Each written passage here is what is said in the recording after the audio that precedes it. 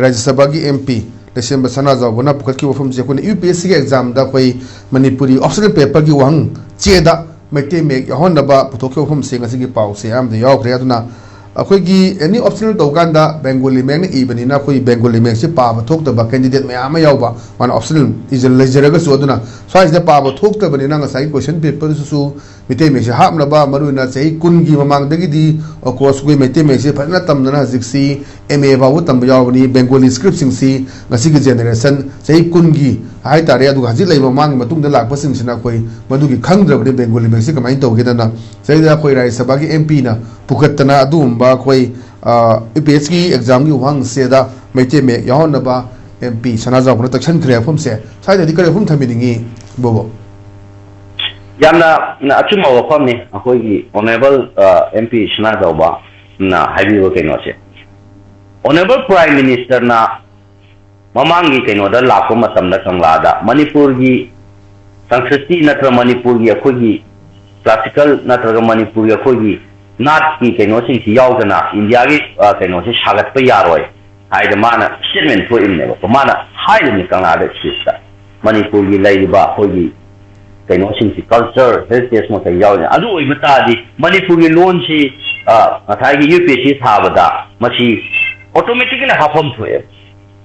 Manipur gi lon si India gi kana bagi namakta da akoi gi keno si Manipur gi lai ba culture heritage akoi ras lila natra makhan gi kaino lai ba sport ki maram go geda bharat ki oi ba mai nga ga international thakta akoi gold medal myamam lawri ba adu oi ba tari Manipur gi oi ba akoi ngangi ba lon si India gi UPSC gi kaino thawa exam thaba matam da machi hafam thok tabra maite me ki oi ba kaino se Bengali gi Bengali matam du gi ba religion change to bona to thaniye gu sai gi keno du la ga kolan tre matam du gi ni thau keno du na adu bu ngasi honorable MP na hari ba keno si dadi koi mai chei me ki keno se ngasi tamna angang sing tang du na hu Bengali gi keno sing sima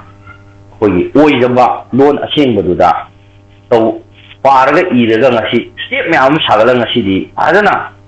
omutana la ko matam si dadi UPSC da akoi machi lon se question kaino sing sida hapada masi priority basis ta thamba cha masine akoi gi Manipur gi sakta ba amudi Manipur kaino sing sida maliam da bharat ki sakta ko Manipur na contribute to uta di bharat ki kaino sida moi UPSC thama tamda Manipur gi mate me che yawpham thok ko cha masi priority basis na thamba ne sumai thamne tamo aduna masi gi kaino sing cha akoi na hanna akoi gi